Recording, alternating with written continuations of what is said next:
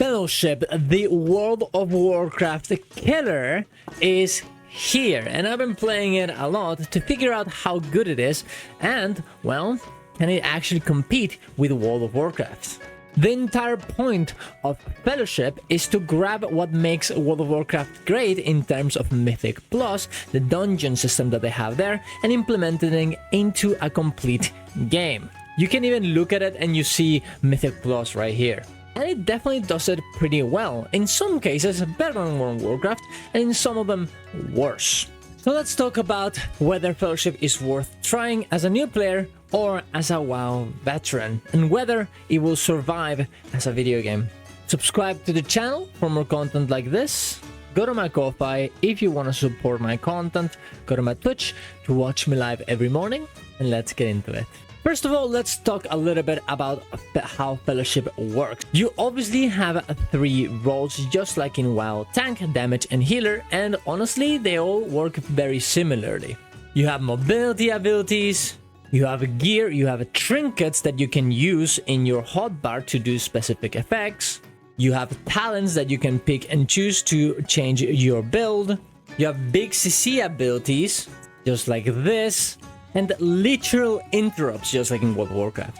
The entire game is World of Warcraft, just one part of it. It works in the exact same way. So if you like Mythic Plus and you just want another version of it, a version that is a little bit more clean in terms of UI, as you don't have to install any add-ons, or just want to try what World of Warcraft has to offer for free, as you don't have to get into a sub or level up a character, yeah, this is actually pretty good. There's also a lot more customization in terms of your gear. You can of course upgrade just like in World of Warcraft, but you can even make it so your weapons get specific traits that you can put on them. You also have gems that you can put into your gear, and the crafting is way more involved in the actual gearing progress compared to something like World of Warcraft. For example, if you get like a specific type of gear that you don't like, you can reforge it into another piece of gear and you can get something very, very good. Even though you can do this in World of Warcraft, it's way more streamlined, and this gives you a little bit more of that old RPG progression that sometimes you kind of miss. Speaking of progression, it's actually pretty fun. You have this little tree of things that you unlock, and you unlock them by doing more content. You start here, for example, and the more of the little adventures, the keys, the dungeons of this game, the more talents you start unlocking.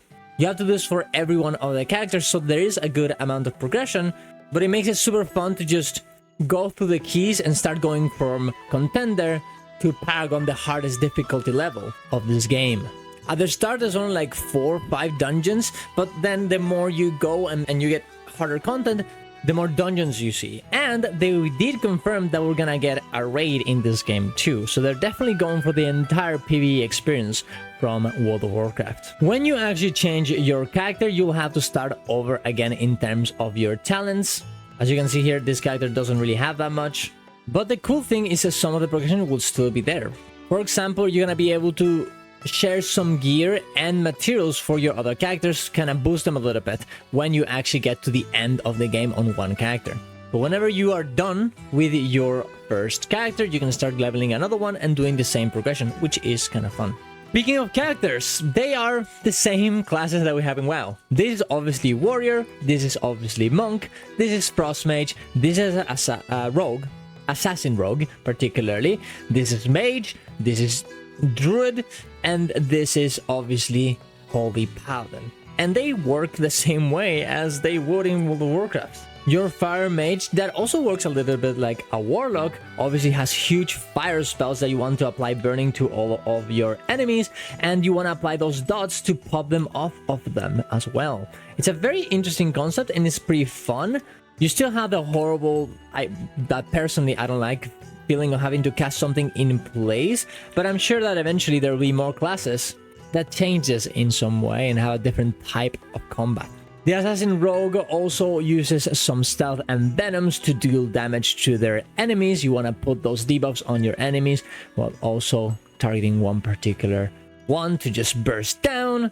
The Warrior is super simple, essentially having this little bar that you want to fill up to take less damage called Toughness.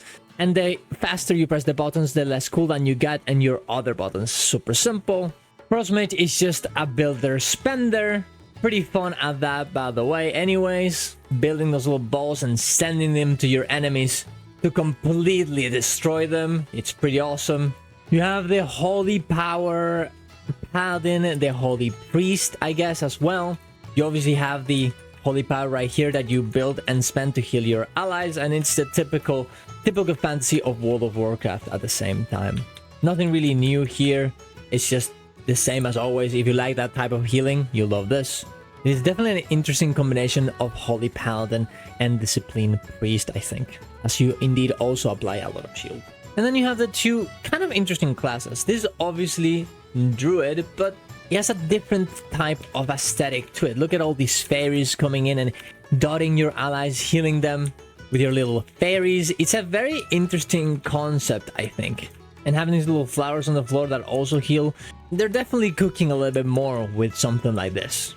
And then you have the Monk. Honestly, my favorite one, as indeed it has some inspiration to what Monk is in World of Warcraft, particularly the whole incentive of having to press multiple buttons, not pressing the same one over and over again, but switching between things to give you different buffs.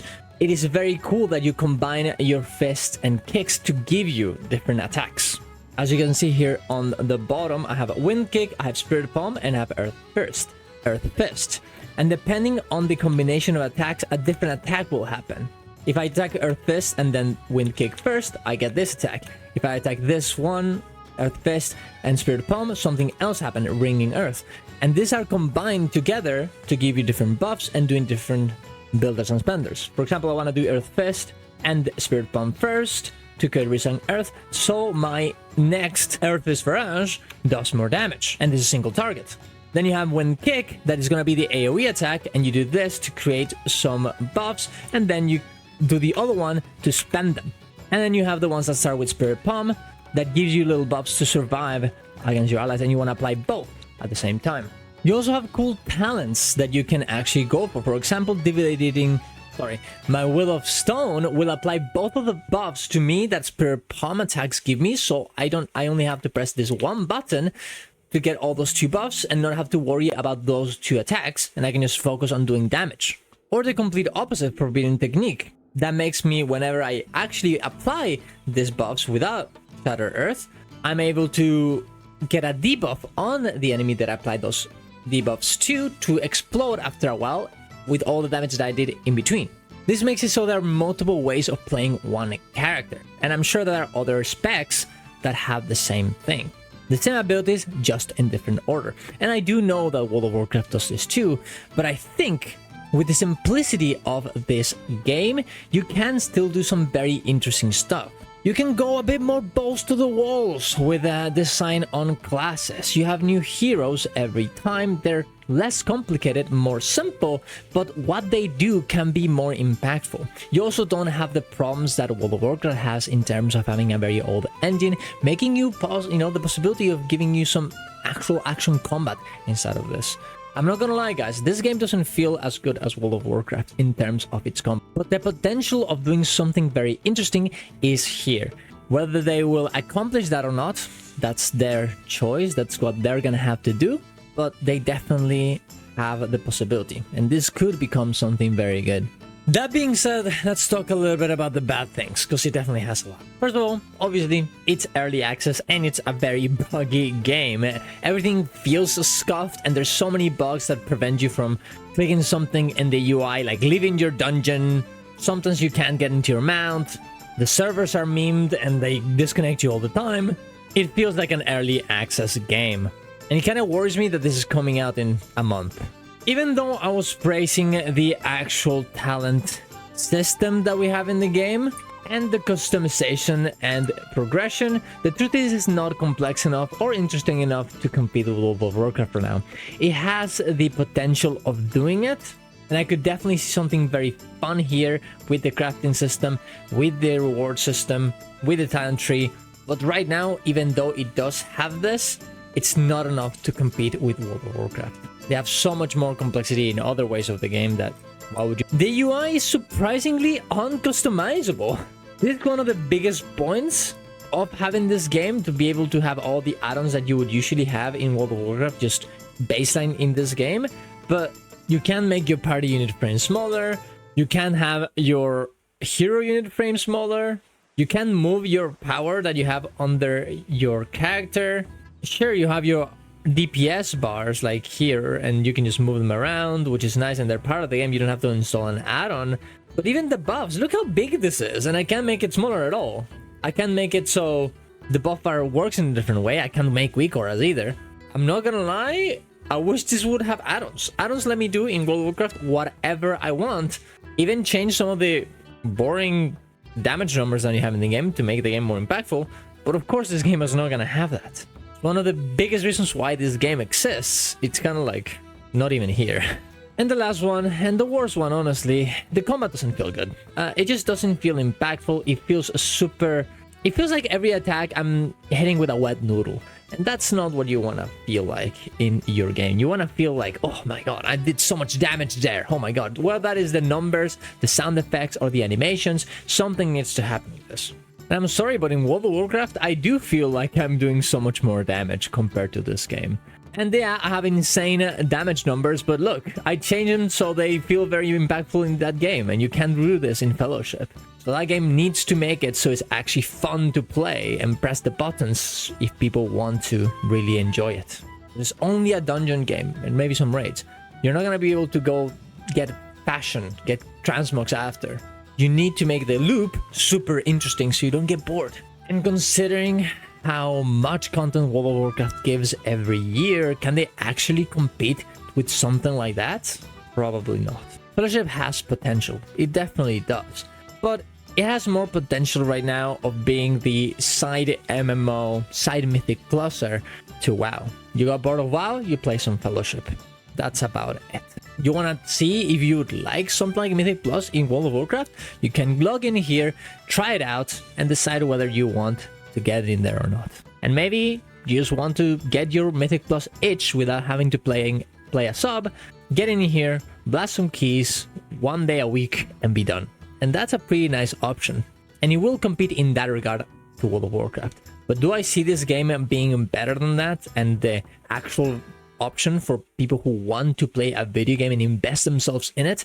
No, I definitely do not. I see this as like the second option of something that already exists, that you can just get in there, blast a little bit, and get out. Could it become something more? Yes.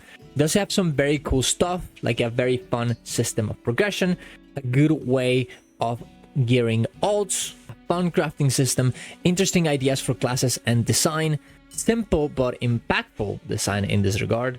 But it also has a problem of comparing itself to another MMO, to another game that is doing the exact same thing, that has more complex talents, that has better customization, that has a more impactful and fun combat, and probably will be able to do more content a year than this MMO and this game. Should you try this game? Well, it depends on you. You're gonna have to decide what you want from a game like this and if this actually meets it.